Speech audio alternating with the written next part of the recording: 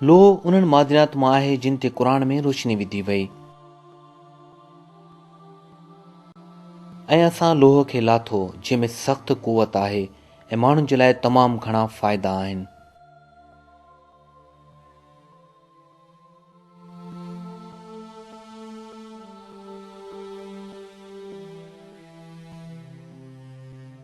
लोह जे लाइ ख़ासि तौर ते लाहिण जो जेको लफ़्ज़ इस्तेमालु थियो आहे उहो त नज़राती तौर ते सम्झण जे लाइ बि थी सघे थो त लोह इंसाननि खे ॾिनो वियो, पर जॾहिं असां उन लफ़्ज़ जी अदबी माना ते ग़ौर करियूं त उन जो मतिलबु आहे जिस्मानी तौर ते आसमान खां ज़मीन ते लाहिणु।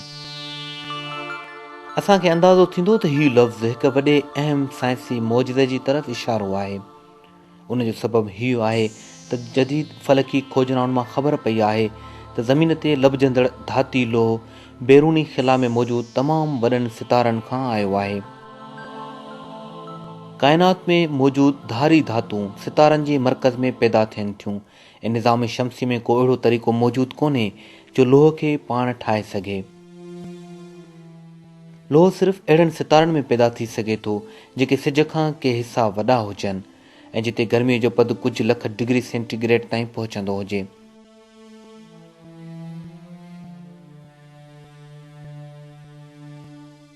जॾहिं सितारे में मौजूदु लोह जो अंगु हिकु हद खां चढ़ी वेंदो आहे ऐं हू हुन खे संभाले न सघंदो आहे त धमाके जे नतीजे में हिकु लोह रखण वारा पुछड़ तारा काइनात में विखरी वेंदा आहिनि ऐं उन वक़्त ताईं हरकत कनि था जेसीं ताईं कंहिं आसमानी जिस्म जी कशिश हुननि खां पाण ॾांहुं न छिके।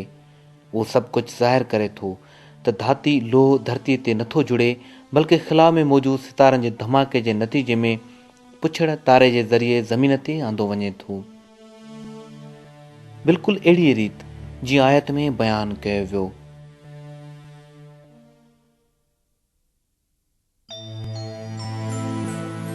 हीउ वाज़े आहे त हीअ हक़ीक़त 7वीं सदीअ में साइंसी तरीक़े सां न ॼाती वई हुई जॾहिं क़ुर नाज़िल थियो।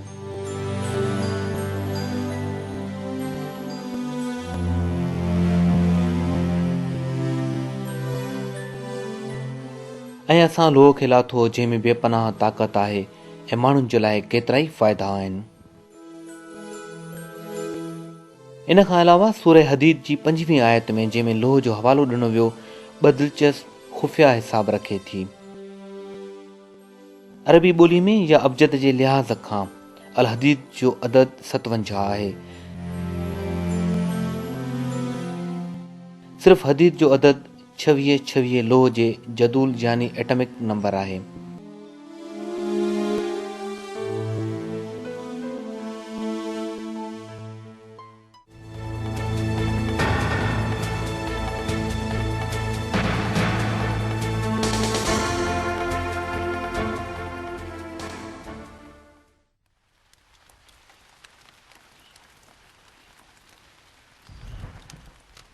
क़ुर पाक जी आयतुनि में हवाउनि खे ख़ूबसूरत तरीक़े सां बयानु कयो वियो आहे ऐं उन जे नतीजे में थियण वारी बरसात जो ज़िक्र हिन रीति कयो वियो। ऐं असां मोकिलियूं था शदीद हवाऊं ऐं आसमान मां पाणी वसाए उहो तव्हांखे पियारियूं था ऐं तव्हां उन जो ज़ख़ीरो करण वारा न आहियो।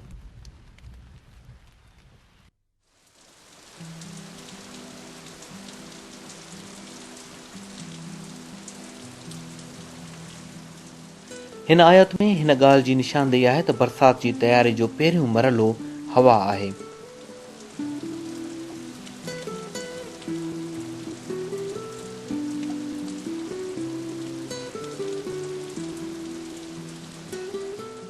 वीहीं सदी जी शुरूआत ताईं बरसात ऐं हवा जो हिकु ई ॼाणायल तालुक़ ही हो त हवा ककरनि खे उॾारे थी। जॾहिं त जदीद मौसमियाती तहक़ीक़ मां बरसात जी जोड़जक में हवाउनि जे ज़रख़ेज़ अमल खे ज़ाहिर कयो वियो आहे। हवा जो ही ज़रख़ेज़ अमल हिन रीति मुकमल थिए थो। समुंडनि में गिज ठहण जे करे केतिरा ई हवाई बुलबुला ठहनि था। उन्हनि बुलबुलनि जे फाटण जे नतीजे में हज़ारनि जे अंग में 1 मिलीलीटर जे सवें हिसे जे बराबरि दाइरो रखण वारा ज़रड़ा हवा में उॾरी वञनि था। उहे ज़रड़ा जॾहिं एयरविसोल सॾाइनि था ज़मीन ते उॾरण वारी मिटी ऐं धूड़ सां मिली हवा जे ज़रिए ज़मीन जे चौगिर्द सतह जे मथे हिसे ताईं पहुचाए वञनि था। हवा जे वसीले बुलंदी ताईं पहुचण वारा इहे ज़रड़ा उते मौजूदु आबी बुख़ारनि सां गॾिजनि था। आबी बुख़ार उन्हनि ज़रड़नि जे चोगिर्द ॼमी पाणीअ जो फुड़ो ठाहिनि था। उहे आबी फुड़ा पहिरीं हिक ॿिए जे वेझो अची ककर ठाहिनि था ऐं पोइ ज़मीन ते बरसात जी शिकिल में वसी पवनि था।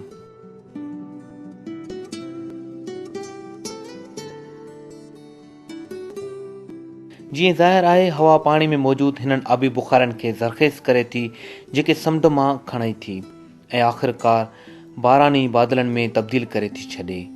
जेकॾहिं हवाउनि में हीअ ख़ुसूसियत मौजूदु न हुजे त फ़ज़ाउनि में मौजूदु आबी बुख़ार कॾहिं बि न ठही सघनि ऐं बरसाति नाले जी का बि शइ न हुजे। हिते सभ खां अहम नुक़्तो इहो आहे त बरसाति जी तयारी में हवाउनि जो अणटर किरदारु सदियूं पहिरीं क़ुर पाक जी आयत में उन वक़्तु ॿुधायो वियो जॾहिं माण्हू कुदरत जे मज़हरनि खां तमामु घटि वाक़िफ़ हुआ।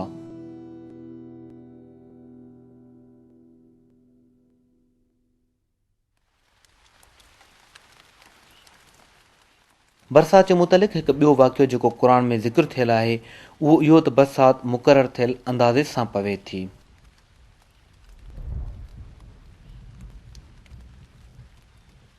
इन ई हिकु अंदाज़े मूजिबि आसमाननि मां पाणी नाज़ुल फ़रमायो, बसि असां हिन मुर्दा शहर खे ज़िंदा कयो, अहिड़ी रीति तव्हां पिणु मौत खां पोइ कढिया वेंदो।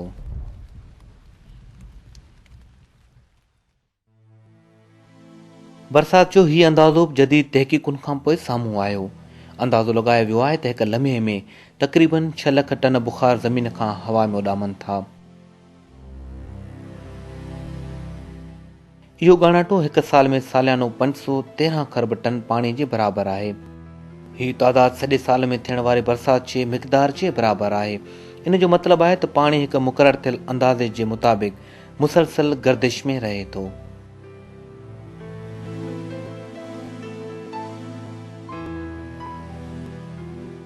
ज़मीन ते मौजूदु ज़िंदगी उन बारानी गर्दिश ते मुनहसर आहे।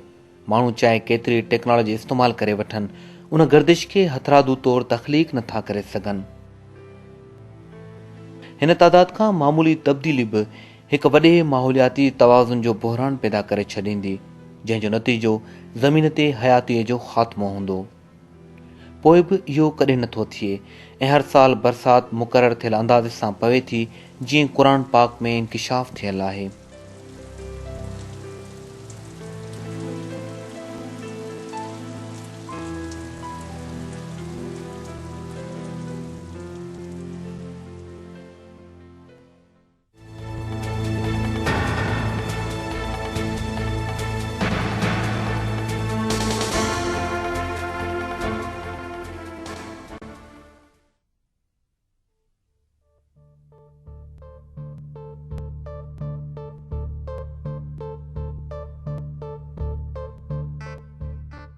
समुंडनि जी हिकु हाणोकी खोजना कयल ख़ुसूसियत जेका क़ुर पाक जी हिकु आयत में ज़िक्र कयल आहे।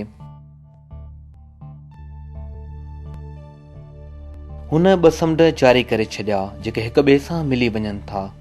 उन्हनि ॿिन्ही में हिकु रुकावट आहे त हुन खां वधी नथा सघनि।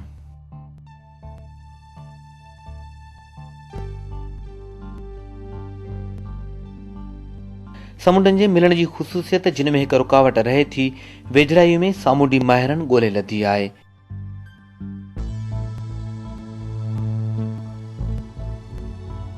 हिकु तबई ताक़त जी बुनियाद ते जेका सतही छिक चवराए थी, भर वारनि समुंडनि जो पाणी हिकु नथो थिए। समुंडनि जी मुख़्तलिफ़ घाटाई जे करे सतही छिक उन्हनि खे पाण मिलण नथी ॾिए ऐं विच में हिकु भित वांगुरु थी वञे थो। इन जो दिलचस्प रुख इहो आहे त उन दौर में जॾहिं माण्हुनि खे फिज़िक्स ऐं सतही छिक जो को बि इल्मु कोन हो, उन वक़्तु क़ुर इंकिशाफ़ कयो।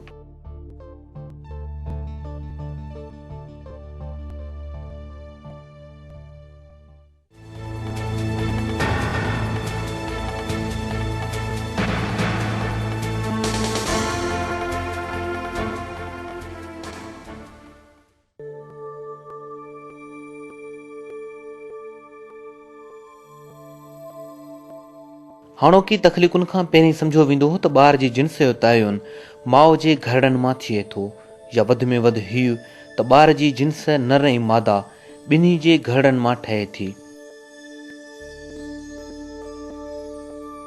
पर क़ुरान में असांखे बिल्कुलु मुख़्तलिफ़ मालूमात ॾिनी वई आहे। हीउ बयानु आहे त औरत पणो या मर्दानगी जीवड़ा कुख में दाख़िल थियण खां पोइ वजूद में अचनि था ऐं हीउ त उन ई ठाहियो यानी नर ऐं मादा पैदा कयो नुतफ़े सां जॾहिं उहो टिमायो वेंदो आहे। जिन्सियात ऐं मेलिकुलर हयातियात जे उभरंदड़ उसूलनि सां क़ुरान में ॾिनल हिन इतलाह जी दुरुस्तगी जी ख़बर पवे थी। हाणे इहो तयशुदा आहे त जिन्स जो तयन नर मां ईंदड़ जीवड़ा कनि था ऐं इहो त मादीअ जो उन अमल में को बि किरदारु न हूंदो आहे।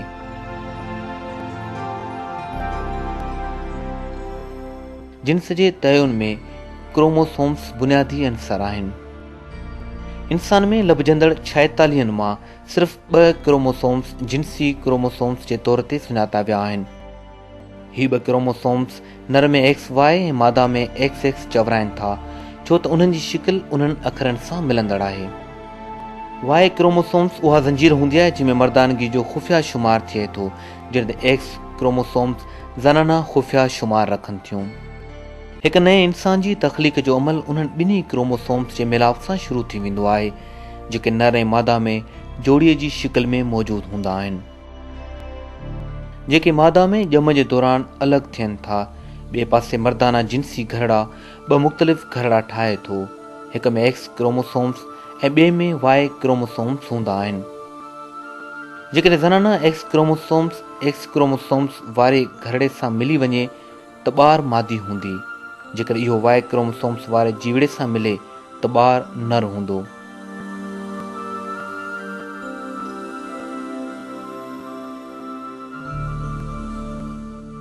ॿियनि लफ़्ज़नि में ॿार जी जिन्स उन ते मुनसर आहे त कहिड़ो नर जीवड़ो मादा X क्रोमोसोम्स सां हिकु थिए थो।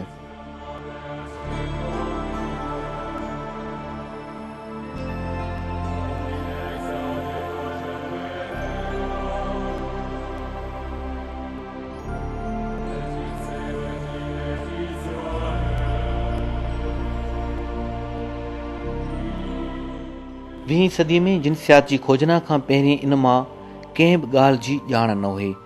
बिलाशुबा केतिरनि ई मुआशरनि में हीउ ख़्यालु राइज हो त ॿार जी जिन्स जो इन्हिसार मादारे जिस्म सां हूंदो आहे, उन करे छोकिरनि जी पैदाइश ते औरत ते इल्ज़ाम मढ़ियो वेंदो हो।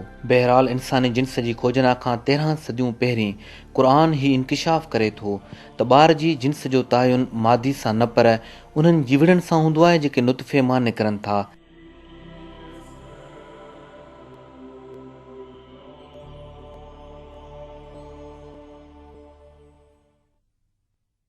जेकॾहिं असां माण्हुनि जी बनावट जे मुतलिक़ क़ुरानी हक़ीक़तुनि जो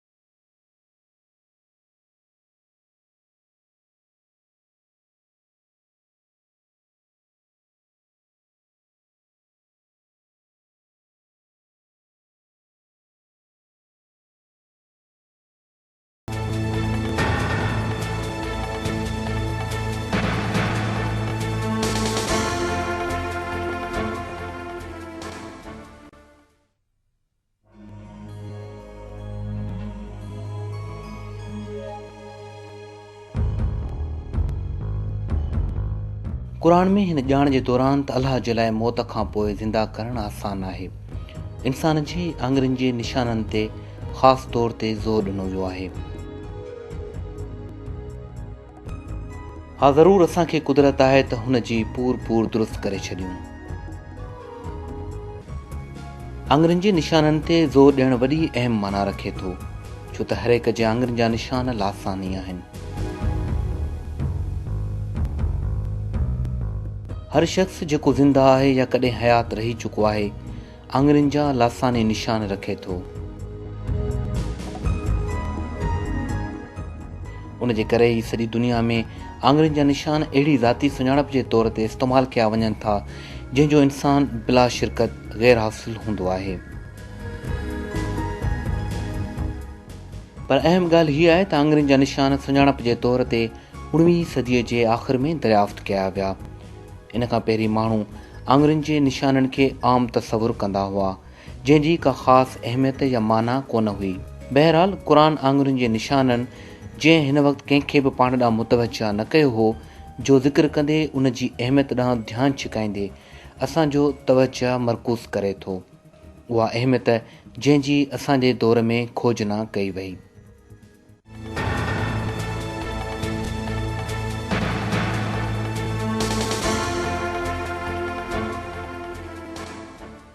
क़ुर में ज़िक्र कयल मालूमात जो हिकु ॿियो अहम रुख़ माउ जे पेट अंदरि इंसानी वाध वीज जे मुख़्तलिफ़ मरहलनि जी ॼाण आहे।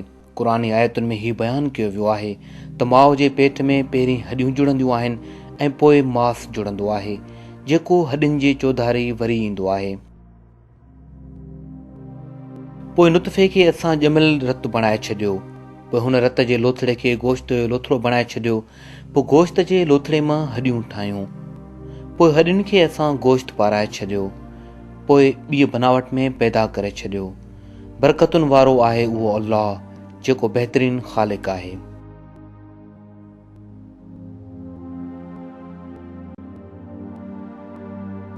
एम्ब्रियोलॉजी साइंस उहा शाख़ आहे जेका माउ जे पेट में अणपूरे ॿार जी नशो नुमा में गौर ऐं फ़िक्र करे थी। वेझड़ाई में एम्ब्रियोलॉजी जे माहिरनि अंदाज़ो लॻायो आहे त बच्चीदानीअ में हॾियूं ऐं मांस हिकु ई वक़्तु जुड़ंदो आहे। उन ई सबबनि जी बुनियाद ते केतिरे ई वक़्त ताईं कुझु माण्हू इहो सम्झंदा रहिया त हीअ आयत साइंस सां मुतनाज़े आहे। पोइ बि जदीद खुर्दबेनी तहक़ीक़, जेका नई टेक्नोलॉजी जी मदद सां कई वई आहे, ॿुधायो आहे त क़ुर जा इंकिशाफ लफ़्ज़ ब लफ़्ज़ दुरुस्त आहिनि।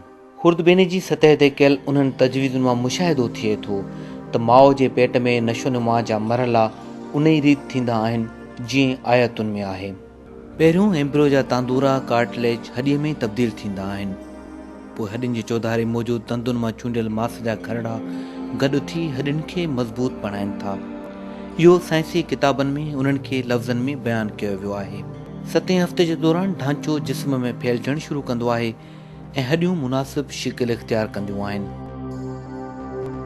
7 हफ़्ते जे आख़िर में ऐं 8 हफ़्ते जे दौरान मांस जुड़ियल हॾियुनि जे गिर्द पंहिंजी जॻह वालारे वठंदो आहे।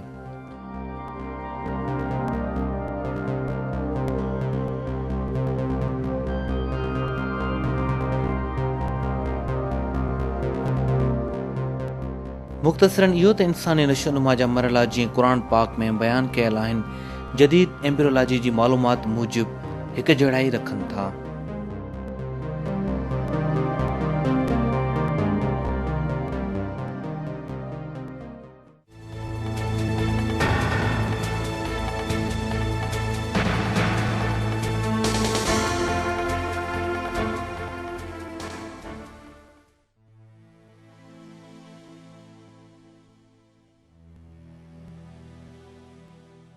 क़ुर में ही बयानु कयो वियो आहे त माउ जे पेट में इंसानी वाध वीज 3 मरहलनि में थींदी आहे। हू तव्हांखे तव्हांजे माउरनि जे पेटनि में हिक खां पोइ ॿिए शिकिल सां ठाहे थो, 3 ऊंधाइनि में। उहो ई अल्लाह तव्हांजो रब आहे, उन जे लाइ बादशाही आहे, उन खां सवाइ कोई माबूद कोन्हे। पोइ तूं किथे भटकी रहियो आहीं?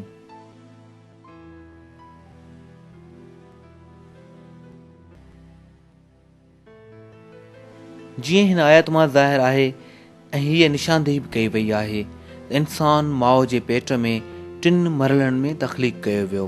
बिलाशक जदीद हयातियात इंकिशाफ़ कयो आहे त ॿार जी पैदाइश जी वाध वीज टिन मुख़्तलिफ़ मरहलनि में थींदी आहे। अॼु साइंसी शोबनि में पढ़ी वेंदड़ एम्ब्रियोलॉजी जे किताबनि में हिन मज़मून जे इल्म जो बुनियादी अंसर सम्झायो वेंदो आहे। मिसाल जे तौर ते बुनियादी इंसानी एम्ब्रियोलॉजीअ में हीअ हक़ीक़त बुनियादी दर्स जे तौर ते बयानु कई वई आहे। गिब में ज़िंदगी जा 3 मरहला हूंदा आहिनि। पहिरनि 2.5 हफ़्तनि में प्री एम्ब्रियोनिक, 8 हफ़्ते जे आख़िर ताईं एम्ब्रियोनिक ऐं 8 हफ़्ते खां पोइ वाध वीज ताईं आहिनि।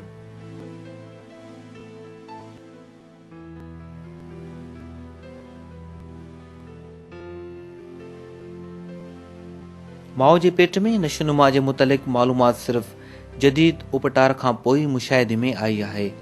पोइ बि ॿियनि साइंसी हक़ीक़तुनि जियां हीअ मालूमात क़ुरानी आयतुनि जे ज़रिए मौजज़ाती तौर ते अता कई वई।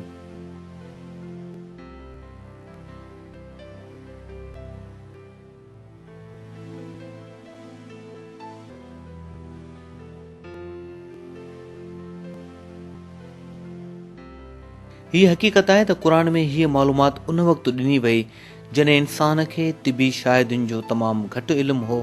हीअ चिटी शहादत आहे त क़ुरान इंसान जो कलाम न आहे बल्कि अल्लाह जो कलाम आहे। क़ुरान जो हिकु ॿियो मौजज़ाती रुख़ हीउ आहे त हुन मुस्तक़बिल में पेश अचण वारनि वाक़िअनि जी अॻकथी कई आहे। मिसाल जे तौर ते सूरह फ़तह जी 27वीं आयत में ईमान आणण वारनि खे मके जी फ़तह जी ख़ुशख़बरी ॾिनी वई जेको उन वक़्तु काफ़रनि जे असर हेठि हुयो। यकीनन अल्लाह पंहिंजे रसूल खे सचो ख़्वाबु ॾेखारियो त इंशा अल्लाह तूं मुकमल अमुन ऐं अमान सां मस्जिदुल हराम में दाख़िल थींदे। मथे वार कूड़ाईंदे मथे वार कतराईंदे बहादुर थी हू उन्हनि मामलनि खे सम्झे थो जंहिंखे तूं नथो सम्झें। बसि हुन में पहिरीं तोखे हिकु वेझी फ़तह मुयसरु आहे। तक़ाबुली जाइज़ो ही ज़ाहिर करे थो त हीअ आयत मके जी फ़तह खां पहिरीं हिकु ॿीं फ़तह जो ऐलान करे थी। बिलाशक ईमान वारनि पहिरीं ख़ैबर जे क़िले खे फ़तह कयो जेको यहूदियुनि जी ज़ेरे हुकूमत हुयो ऐं पोइ मके में दाख़िल थिया।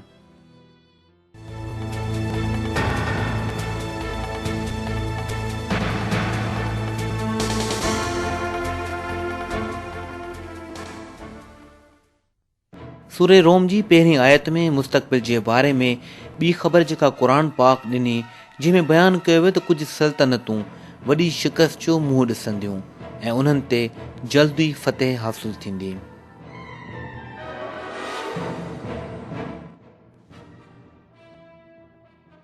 रूमी ग़ालिब अची विया वेझी ज़मीन ते ऐं हू मग़लूब थियण खां पोइ जल्दी ग़ालिब अची वेंदा कुझु सालनि में ई।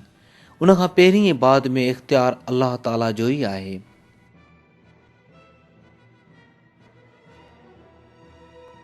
हीअ आयतूं सन 620 जे लॻभॻि नाज़िल थियूं। ईसाई बाज़ंतीनियुनि जी फ़ारसिन खां बदतरीन शिकस्त जे तक़रीबन 700 सालनि खां पोइ बाज़ंतीनी हाराए विया। उन जे बावजूदि आयतुनि में बयानु कयो वियो त बाज़ंतीनी उन खां पोइ फ़तह हासिल कंदा। बाज़ंतीननि खे एतिरो त शदीद नुक़सानु पहुतो जो फ़तह याफ़्ता दरकिनार पर हुननि जी हुकूमत जी सलामती पिणु मशकूक हुई। न सिर्फ़ पारसी पर ॿिया बि बाज़ंतीनी सल्तनत जे लाइ सख़्तु ख़तरो हुआ ऐं वारस कुस्तुनतुनिया जे कुख ताईं पहुचाया विया हुआ। बाज़ंतीनी सुल्तान हरक्यूलिस गिरजा घरनि में मौजूदु सोन ऐं चांदीअ खे रिजाए पैसो ठाहियो हो त जीअं फ़ौज जे ख़र्च खे पूरो करे सघिजे। केतिरनि ई गवर्नरनि हरक्यूलिस जे ख़िलाफ़ बग़ावत करे छॾी ऐं हुन जी सल्तनत खे ख़तमु करे छॾियो।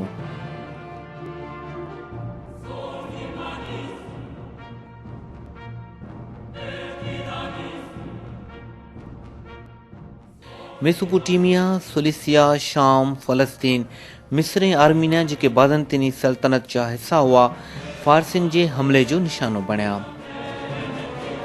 हर माण्हू उमीद करे रहियो हो त बाज़ंतीनी सल्तनत तबाह थी वेंदी। ठीक उन वक़्तु सूरह रोम जी आयत इंकिशाफ़ कयो त बाज़ंतीनी कुझु सालनि में फ़तह हासिल कंदा। सूरे रोम जी पहिरीं आयत जे नाज़ुल थियण जे तक़रीबन 7 सालनि खां पोइ सन 627 में बाज़ंतीनी ऐं अहले फारस जे विच में फ़ैसिला कुन जंग लॻी ऐं हिन भेरे बाज़ंतीनी फ़ौज हैरतंगेज़ तौर ते फारसियुनि खे शिकस्त ॾिनी।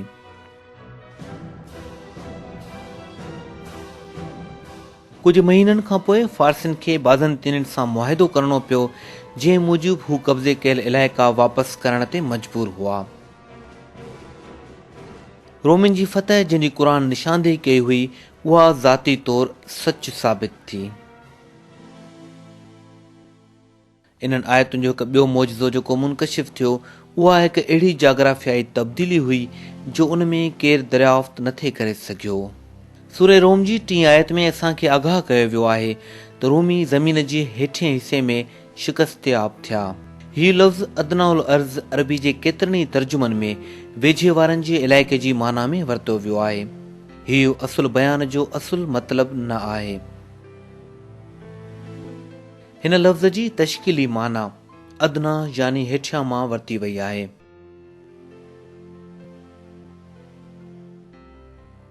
ऐं अर्ज़ जी माना दुनिया आहे, उन करे लफ़्ज़ अदनाउल अर्ज़ जो मतिलबु ज़मीन जी सभ खां हेठाहीं जाइ आहे। इंतहाई दिलचस्प ॻाल्हि हीअ आहे त बाज़ंतीनी सल्तनत ऐं फारसियुनि जो अहम मोरको, जंहिंमें बाज़ंतीनी यरूशलेम हाराए विया, ज़मीन जे हेठिएं इलाइक़े में थियो, जेको बहर मुर्दार जी पाड़ जे वेझो आहे।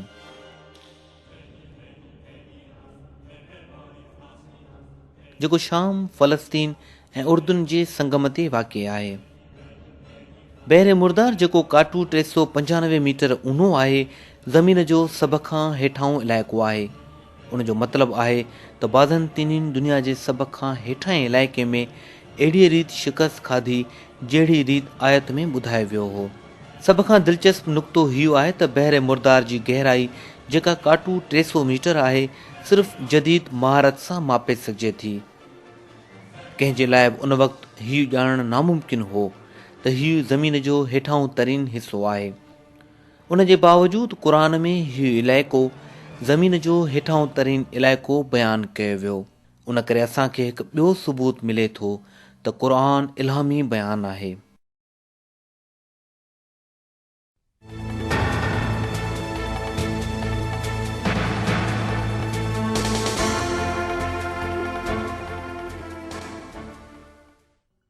क़ुर जे मौजज़ाती वर्कनि मां जिन ते असां हेल ताईं मुशाहिदो कयो आहे, क़ुर में मौजज़ाती हिसाब मौजूदु आहे ऐं उन जो मिसाल उहे लफ़्ज़ आहिनि जेके क़ुर में मुक़ररु इस्तेमालु कया विया।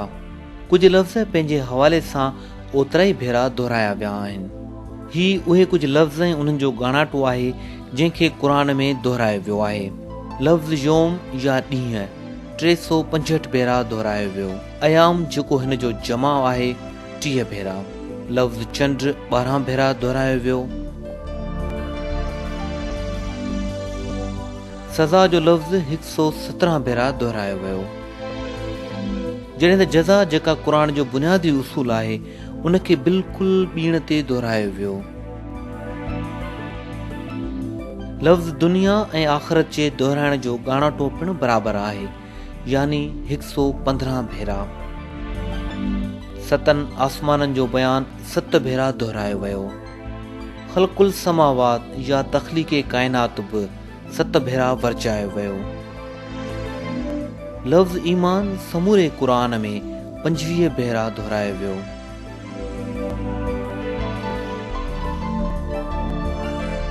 ज़कात खे 32 भेरा वरचायो वियो ऐं उन सां गॾु बरकत पिणु 32 भेरा दोहिरायो वियो।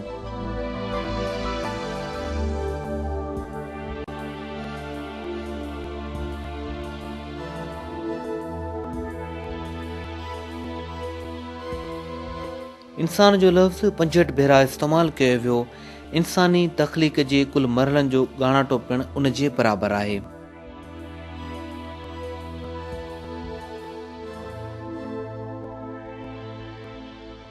जेके मुशाहिदा हिन वक़्त ताईं असां कया, उहे हिकु खुलियल हक़ीक़त ज़ाहिर कनि था त क़ुर अहिड़ो किताबु आहे जंहिं में ॾिनल सभई ख़बरूं सच साबित थियूं। उहे हक़ीक़तूं जिन जो उन दौर में कंहिंखे इल्मु नथे थी सघियो, उन जी आयतुनि में ऐलानिया चयूं वयूं। हीउ उन ॻाल्हि जो वाज़े सबूत आहे त क़ुर इंसानी कलाम न आहे। क़ुर अलाह जो कलाम आहे जंहिं हर शइ खे पैदा कयो ऐं काइनात शइ क़ादिर जंहिं पंहिंजे इल्म सां हर शइ जी हंधबंदी करे रखी आहे। हिकु आयत में अल्लाह फरमाए थो, जेकॾहिं हीउ अल्लाह खां सवाइ कंहिंजो कलाम हुजे हा त तूं उन में केतिरियूं ई ग़लतियूं ॾिसी हा।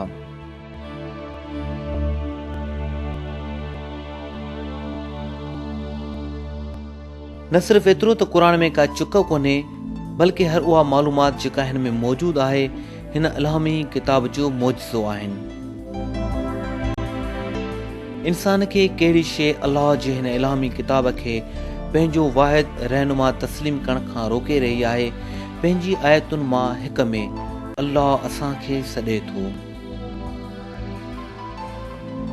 हिन किताब खे असां बरकत सां गॾु नाज़िल कयो, इन ते अमल कयो ऐं अल्लाह खां डिॼो। उमेद आहे त तूं बख़्शियो वेंदे।